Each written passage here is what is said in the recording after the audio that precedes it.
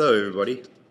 Over the last year, we as a group have looked at fallacious arguments and try to apply them to our teaching experiences as a whole here at UTC. Having faculty members from such diverse backgrounds really made for some interesting discussions and meetings during our year, and we covered a lot of material throughout all of our meetings. As applied to teaching college level writing to 18-year-olds.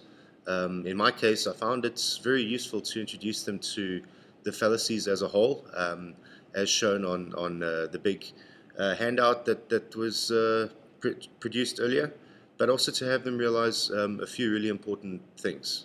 Okay. Firstly, there are a lot of the fallacies that can exist in arguments in general. Secondly, nowadays, if you look at lots of advertising, commercial as well as political, most of these ads use the fallacies to a certain degree or other. Okay, often to sell their products or their candidates. And then thirdly, using a fallacy in that way may not always be a bad thing.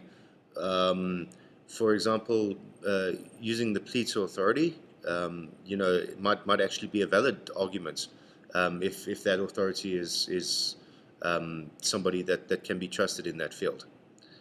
Okay, so overall, while it's important for novice writers to be aware of the fallacies and also their implications, I think it's safe to say that these kinds of arguments are not ever going to go away, especially in the media.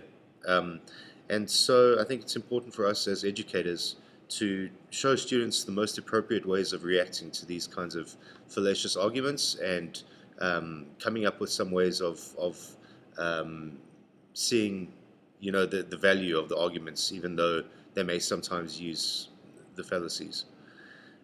Thank you all very much for listening, and thanks also to my faculty fellow group who have been a real pleasure to work with over the past year.